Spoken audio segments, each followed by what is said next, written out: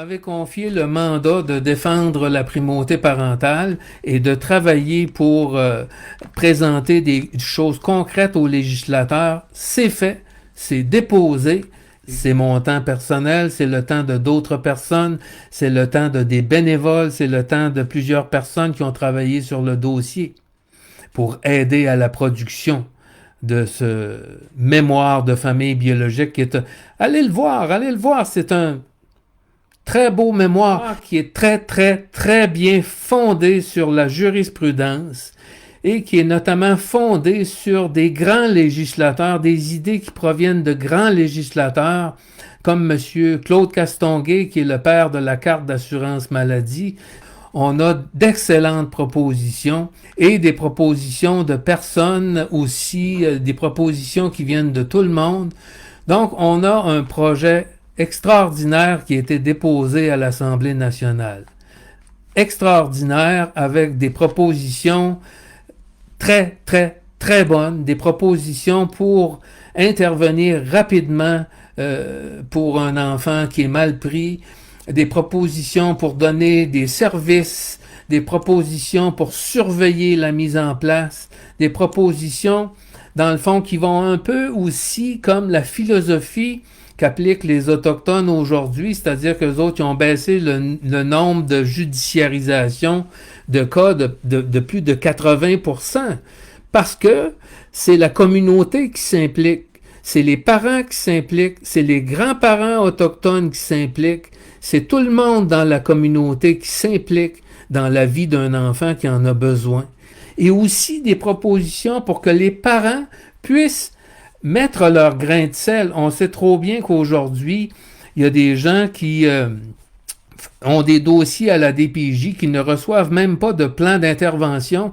Il y a beaucoup de plaintes au protecteur du citoyen. Donc là, on met les droits des parents et des enfants au clair dans le projet de loi. C'est-à-dire que là, ça devient une obligation des plans d'intervention et il faut que les parents participent dans ces choses-là. Il faut que ce soit un événement qui soit communautaire. Il faut que tout le monde participe dans le dossier. C'est ce que devait être la DPJ au départ. C'est ça qu'on propose. Un système équilibré, un système interministériel et aussi un système dans lequel les parents peuvent s'impliquer avec un comité régional parental sur lequel vont siéger des parents et que ces parents-là auront un mot à dire et des services multidisciplinaires pour la famille et pour l'enfant. Il y a beaucoup de choses pour protéger les droits de l'enfant et les droits des parents et les droits de la famille. Toutefois, on comprend que dans l'état des choses actuelles, ce n'est pas ce que le gouvernement Legault veut faire. Oui, en quelque sorte, on vous dit que c'est pour protéger les enfants vulnérables, c'est pour etc. Mais dans la réalité, c'est qu'avec ce projet de loi 15, le gouvernement se donne beaucoup plus de pouvoir. Le gouvernement se donne un pouvoir immense sur l'enfant et sur la famille. Alors que ce qu'on a besoin, dans le fond, on a besoin de quelque chose d'équitable. On a besoin de recréer la confiance entre la DPJ et les familles biologiques au Québec, et notamment pour les communautés également.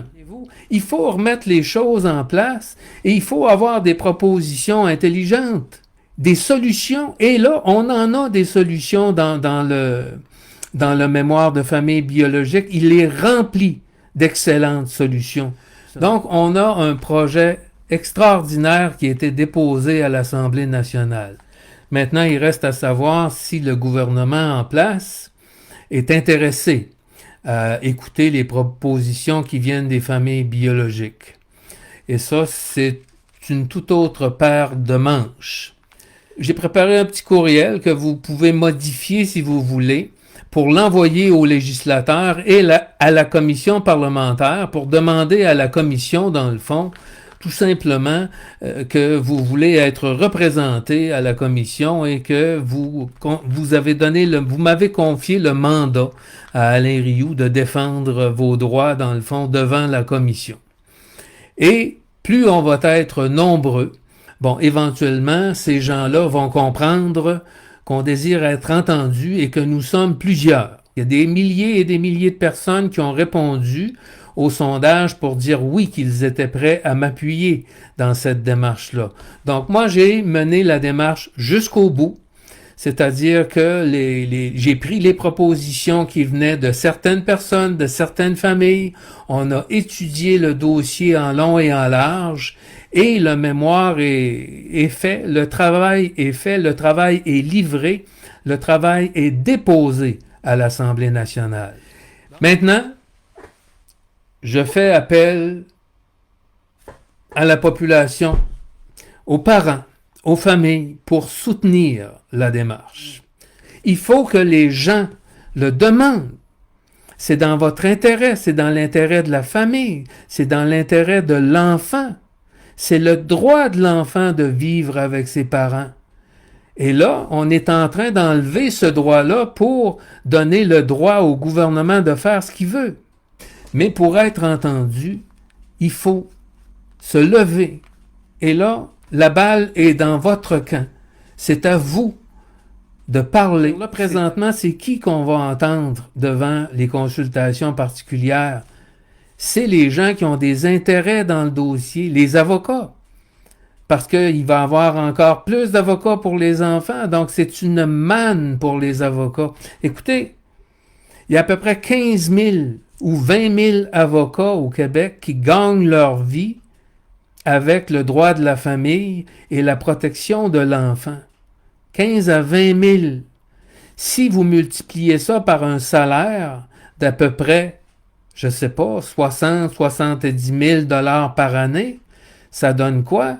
15 à 20 000 multiplié par 60 à 70 000 $ par année, ça fait 1 milliard de dollars, madame, monsieur.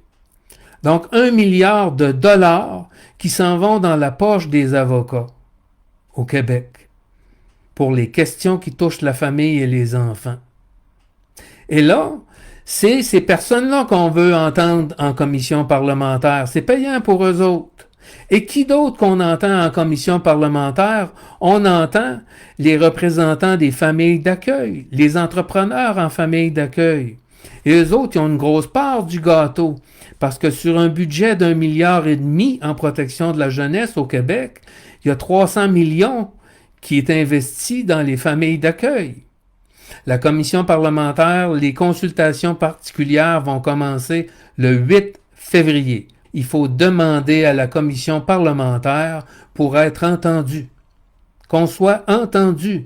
Il faut le demander. Et là, c'est l'heure maintenant. C'est pas dans 2 semaines. Dans 2 semaines, c'est terminé. Dans 2 semaines, le dossier, il est fermé. Et la primauté parentale prend le bord de la poubelle dans 2 semaines parce que c'est les services de l'État qui passent en premier. Ce qu'on donne, c'est la priorité aux soins de l'État.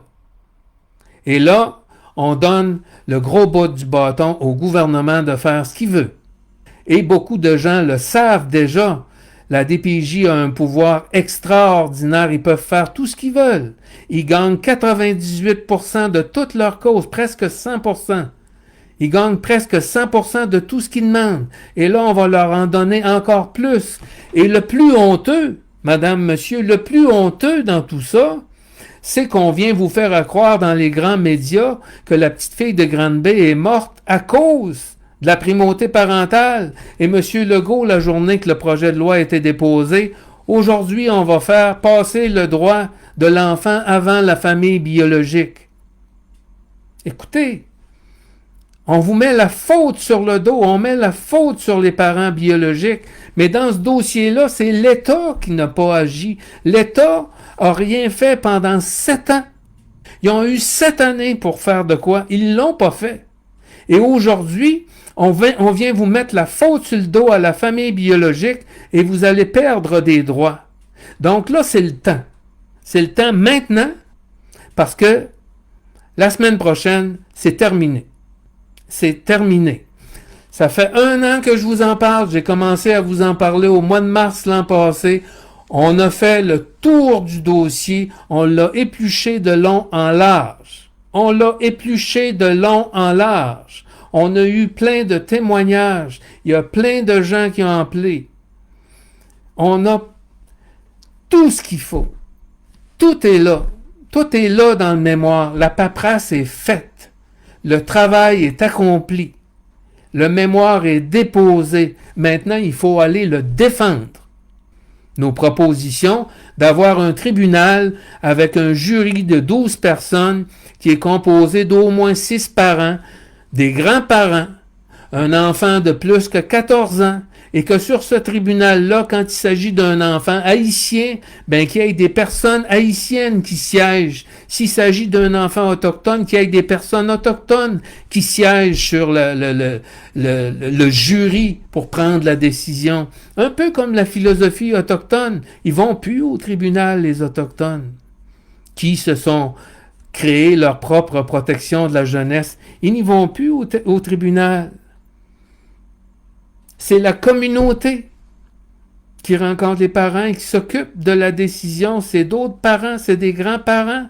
C'est du monde qui prennent des décisions sensées. C'est pas ça qui se passe aujourd'hui à la Chambre de la jeunesse.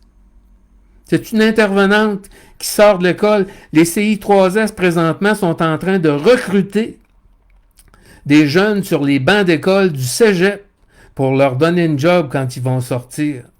Je vais vous conter une histoire, juste pour illustrer jusqu'à quel point la DPJ a le bras long. Et là, le bras de la DPJ va rallonger. Il va rallonger le bras de la DPJ.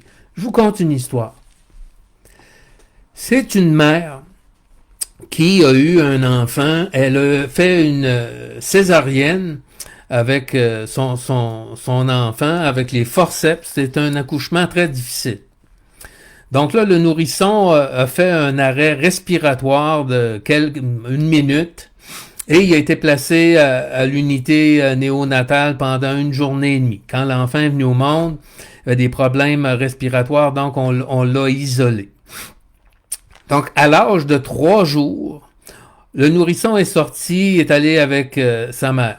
Mais le petit bébé, c'est un bébé qui avait une maladie spéciale, en fait. Donc là, le petit bébé criait, pleurait quand la mère changeait le bébé de couche et pour prendre également son bain. Donc, le bébé souffrait, il pleurait beaucoup. Donc là, quand l'enfant a eu 16 jours, c'est-à-dire que l'enfant avait 2 semaines, pendant que ses parents la mère était en train de changer la couche, le fémur, c'est-à-dire l'os de la cuisse du bébé s'est fracturé. Donc, là, à ce moment-là, les parents sont allés à l'hôpital et l'enfant a été transféré à l'hôpital Sainte-Justine, qui est bien connu pour s'occuper des enfants. Donc, le docteur qui travaillait à la clinique socio-juridique de Sainte-Justine a prétendu que l'enfant avait été maltraité. OK? Donc là, et ça, c'est une obligation. Les policiers ont l'obligation, les médecins ont l'obligation, le monde qui travaille dans les CLSC ont l'obligation de signaler, les professeurs, les directeurs d'école ont l'obligation de signaler. Et là-dessus aussi, c'est une chose qu'on veut mettre au clair dans la loi. Mais on y reviendra. Revenons à notre histoire. Donc là, le médecin prétend que le bébé a été maltraité parce que, le fémur, un os de la cuisse, est cassé. Donc, par conséquent, le médecin rédige un rapport et les parents se font directement mettre à la porte de l'hôpital. On les retourne à la maison, on les envoie chez eux et là, on leur donne un numéro de téléphone avec un numéro de poste pour contacter l'hôpital s'ils veulent avoir des informations à propos de l'enfant. Donc là, la mère appelle l'hôpital, rappelle l'hôpital, pas capable de rejoindre, il n'y a jamais personne qui répond au téléphone, pas possible de rejoindre l'hôpital. Pourquoi? Parce qu'on avait donné un mauvais numéro de poste à la mère. La mère avait pas le bon poste. Donc, un petit peu plus tard, le docteur en question rappelle la maman et lui dit ceci. Vous entendez ce bébé pleurer? Vous entendez le bébé qui pleure? C'est votre bébé qui pleure. Vous ne vous souciez pas de lui? Là, la mère essaye d'expliquer au docteur qu'elle a essayé d'appeler puis qu'elle a essayé d'appeler plusieurs fois, mais elle n'avait pas un bon numéro. Elle n'était pas capable de rejoindre personne. Au tribunal, une chance, elle a été capable de prouver qu'elle avait fait des appels, plusieurs appels à plusieurs reprises, parce que c'était sur son cellulaire à ce moment-là. Donc, au tribunal, elle a prouvé qu'elle avait tenté d'appeler, mais là, la mère a engagé un avocat. Elle a engagé, parce que là, son enfant a été placé en famille d'accueil. Et elle a engagé aussi des experts médicaux, dont le directeur de la génétique de l'hôpital de Montréal pour enfants, le neuroradiologue pédiatre de l'hôpital de Montréal pour enfants, un pédiatre qui faisait partie d'une équipe de maltraitance d'enfants. Et là, on a produit comme des biopsies, si vous voulez, on a fait des études sur la fragilité osseuse. Un endocrinologue, un radiologue, etc., ont produit des rapports. Tous les experts ont témoigné devant le tribunal. Tous les experts ont témoigné que le nourrisson, le bébé, n'a pas été maltraité parce qu'il souffrait d'une maladie de fragilité osseuse. Bon, le nom de la maladie, c'est secondaire. Donc, le bébé avait une maladie de fragilité osseuse et c'est pour ça que son os s'est cassé aussi facilement. Il n'y a pas eu de maltraitance. Donc, le directeur de l'hôpital a témoigné, etc., et il y a eu une biopsie qui a été prise, qui a été envoyée dans un centre spécialisé en Belgique. Et là, on a déterminé de quel syndrome il s'agissait, etc. La DPJ est allée en appel. L'appel a été rejeté. Mais la mère n'a pas pu déposer en preuve le rapport du spécialiste belge parce que lui, il n'a pas pu témoigner, parce qu'il n'est pas venu témoigner.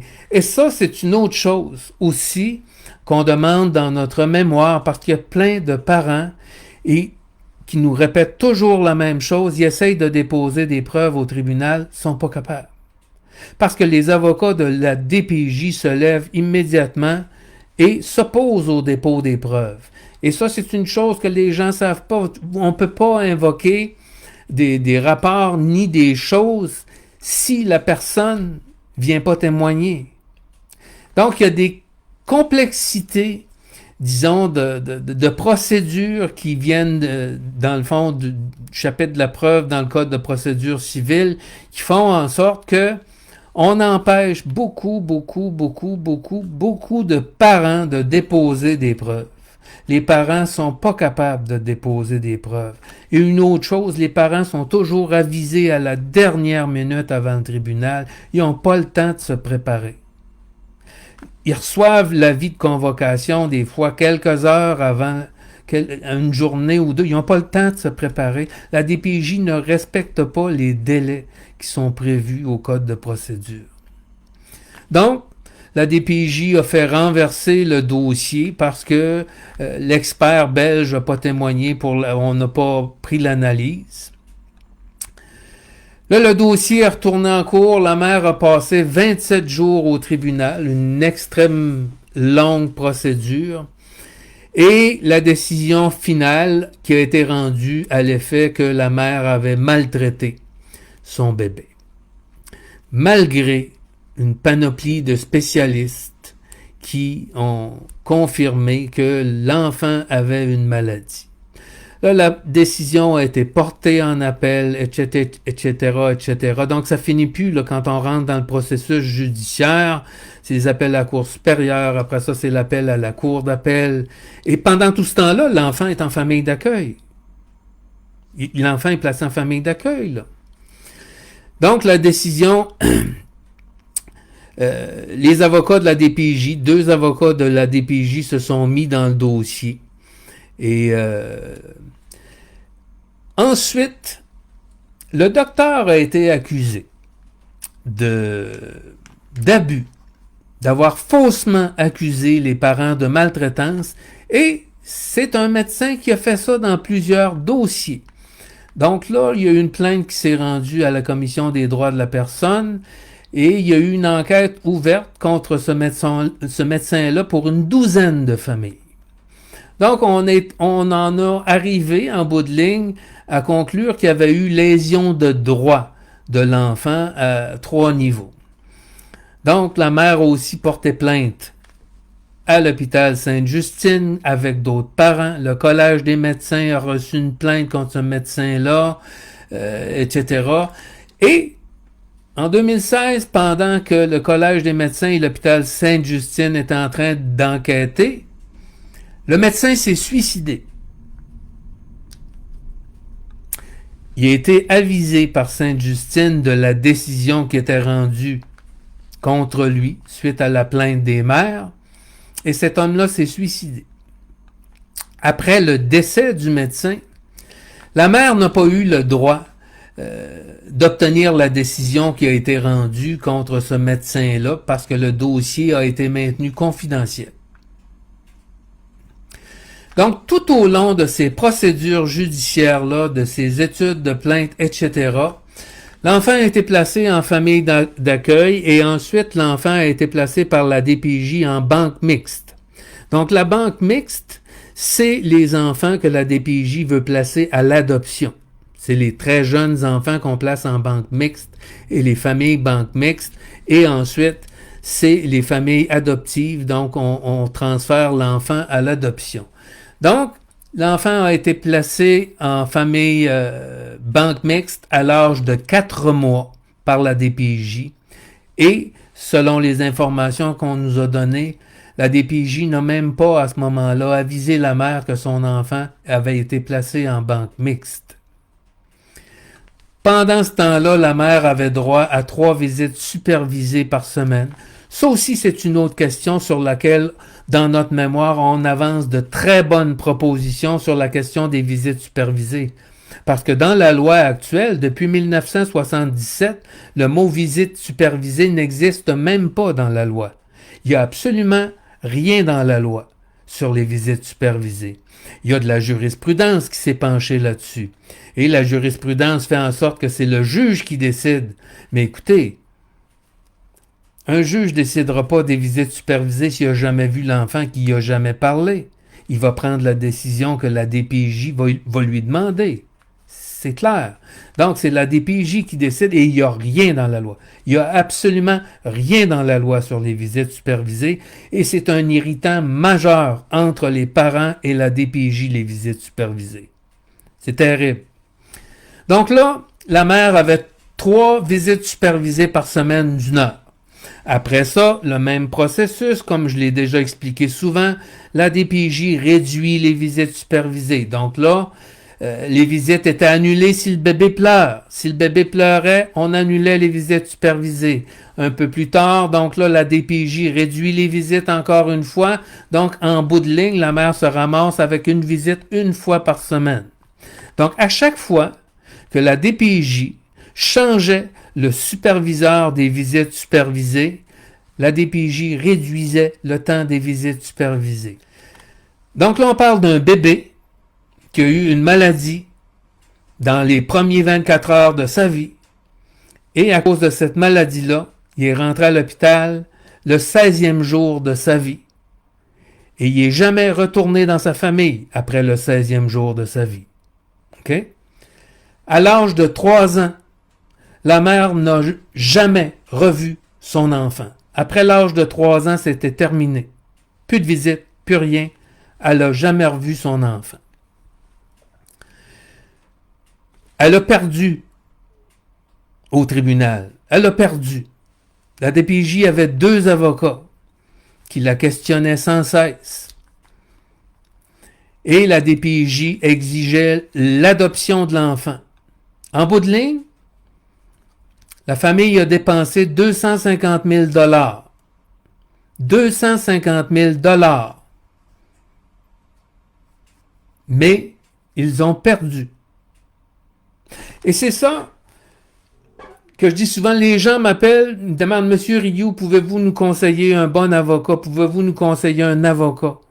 Écoutez, la DPJ gagne déjà 98,4% dans les 10 dernières années. Toutes les demandes de prise en charge ont été gagnées dans 98,4% des cas. Je ne peux pas conseiller un bon avocat à personne contre la DPJ. C'est impossible.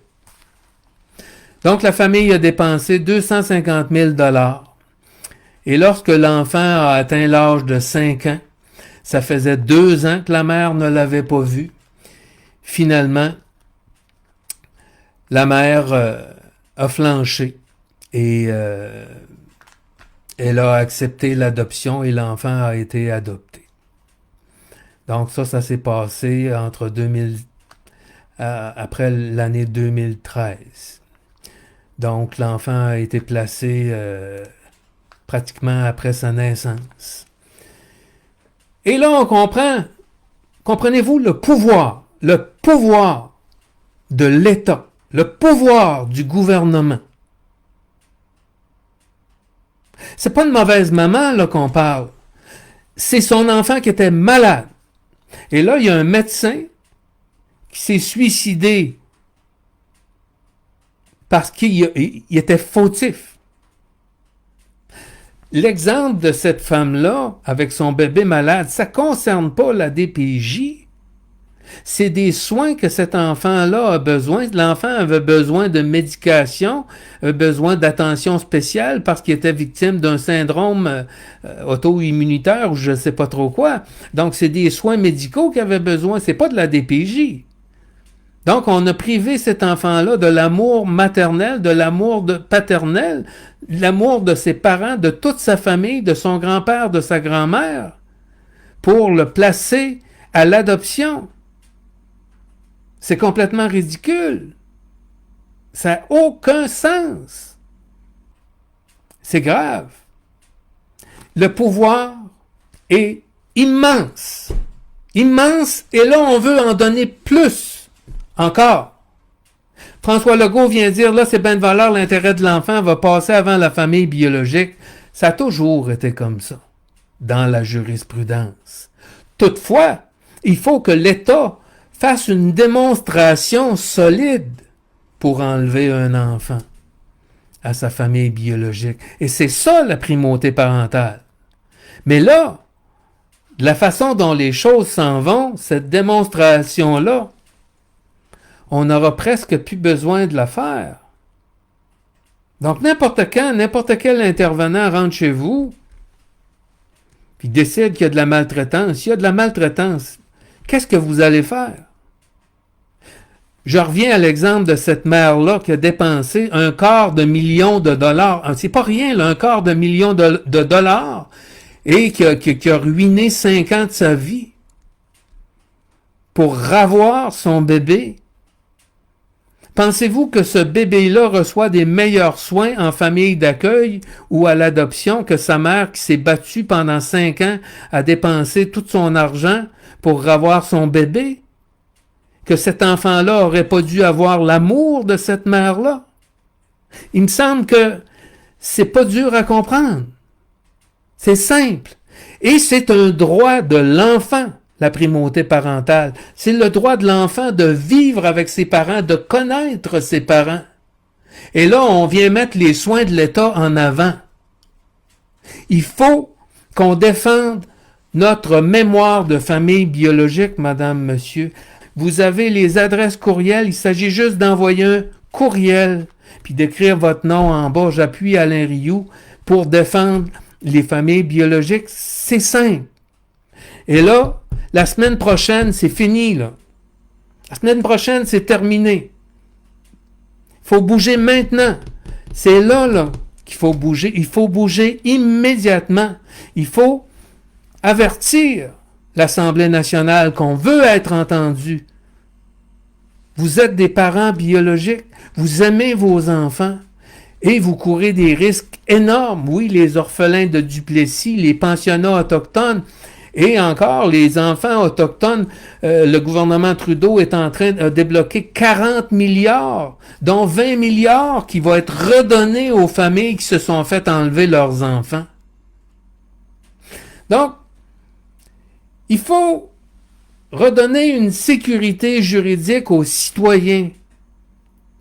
Mais là, malheureusement, le gouvernement s'en va dans le sens complètement contraire.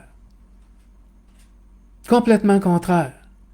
Et, je veux dire, le gouvernement va avoir le pouvoir total de faire ce qu'il veut. Il faut envoyer les courriels à la commission parlementaire et aux législateurs pour dire « on veut être entendu ». Parce que là, c'est qui est entendu? C'est les travailleurs sociaux qui ont un intérêt manifeste dans le dossier. C'est les avocats, comme je vous ai dit tout à l'heure, les avocats en droit de la famille et en droit de la jeunesse. Ça leur apporte 1 milliard par année, vos enfants. Eux autres, on va les entendre en consultation particulière. Après ça, on entend des ex-directeurs de la protection de la jeunesse. On va entendre Régine Laurent, bien entendu. C'est pas normal qu'on ne veuille pas entendre la volonté des familles biologiques, alors que la famille biologique, les parents biologiques sont les premiers responsables de l'enfant. Et demain, je vais expliquer le mémoire. Je vais expliquer qu'est-ce qu'on demande dans des termes simples. Très simplement, je vais expliquer qu'est-ce qu'on demande pour la famille biologique, parce que je comprends qu'un document comme celui du mémoire, avec toute la jurisprudence et les termes juridiques et le vocabulaire, c'est pas toujours accessible, c'est un peu indigeste, mais je vais vous expliquer ça dans des mots simples. Alors, madame, monsieur, je vais arrêter ici pour maintenant et on va poursuivre pour expliquer ce projet de loi dans des termes simples. Alors, je vous remercie pour votre présence. Alors, merci beaucoup. À tantôt.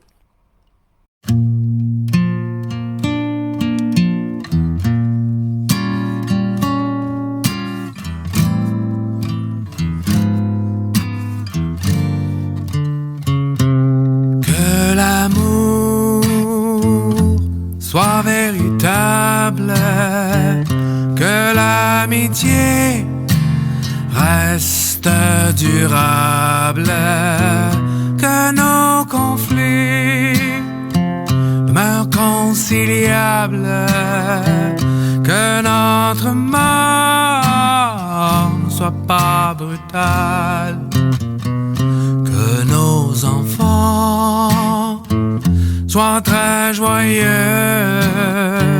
que nos jeunes gens restent bien heureux, que le bonheur demeure leur fortune, que notre vie ne soit pas obscure et que la paix mène enfin le monde.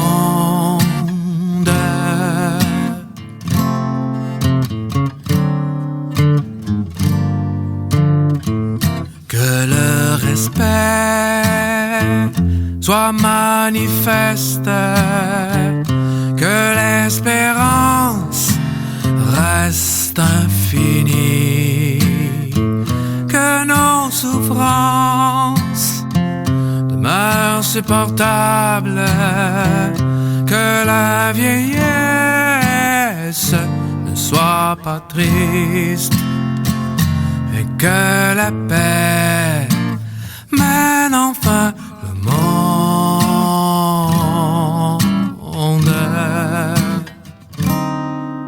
Partout dans ce monde,